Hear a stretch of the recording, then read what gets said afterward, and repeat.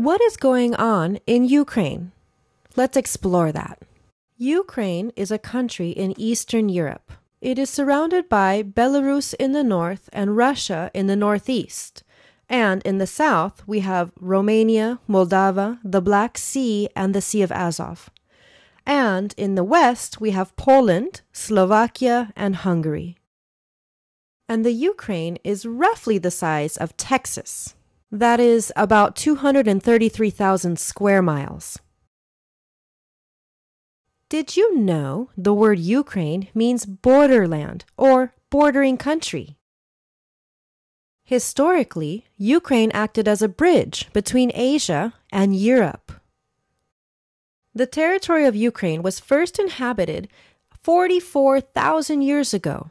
A cradle of early civilization, it is believed to be in Ukraine that our hunter-gatherer ancestors first domesticated horses. Over the years, it has been ruled by various powers as fragments until its consolidation into the Soviet Republic in the 20th century. Ukraine has extensively fertile farmlands and is known as a global breadbasket. In addition, the country is well developed in the manufacturing sector, particularly in the area of aerospace and industrial equipment. Recently, there has been unrest in Ukraine. The main reason was over business and trade ties between Ukraine and the European Union, the EU. The EU is a group of 28 countries in Europe that collaborate with each other. It all started when an agreement was expected to be signed between the two. However, Ukraine's government decided not to go ahead with the agreement and instead decided to further improve its ties with Russia, one of its already big trading partners. Many Ukrainians became upset because they believed their country would benefit from having closer ties with the EU countries. However, there were some Ukrainians happy to strengthen their partnership with Russia. Ukrainians that felt they ought to have closer ties with the EU felt cheated. They protested against the decision. The protests were held in the capital city of Kiev. The government had to use force against the protesters, and many were hurt. The situation became really bad, and all the people of Ukraine ousted President Viktor Yanukovych. He fled to Russia, and a temporary government has been set up until May. So, what's going to happen in May? They are still working on that part. So, as we said, there were some Ukrainians who preferred closer ties to Russia instead of the EU, especially those in a southern region of Ukraine named Crimea.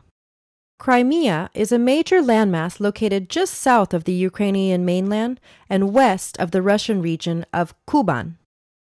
It became the Autonomous Republic of Crimea when Ukraine became an independent nation in 1991. The sovereignty of the port city of Sevastopol and an autonomous Republic of Crimea was, however, in dispute with Russia. After President Viktor Yanukovych was ousted, Russia sent its troops to Crimea on March 1, 2014, claiming to protect Crimea's pro-Russian population. A referendum was held in Crimea on March 16, 2014, and the citizens of Crimea overwhelmingly voted to break off from Ukraine and join Russia. As a result, the Russian President Vladimir Putin completed the annexation of Crimea on Friday, March 21st, and signed a treaty declaring Crimea a part of Russia. So, on April 3, 2014, Crimea and the city of Sevastopol became part of Russia's southern military district.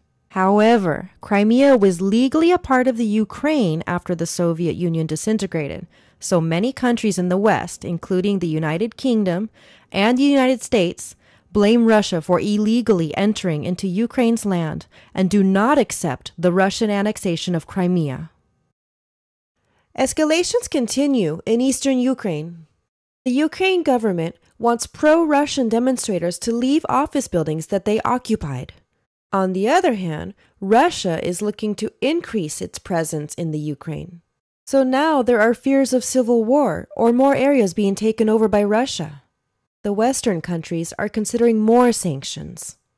Where will this lead to? What do you think?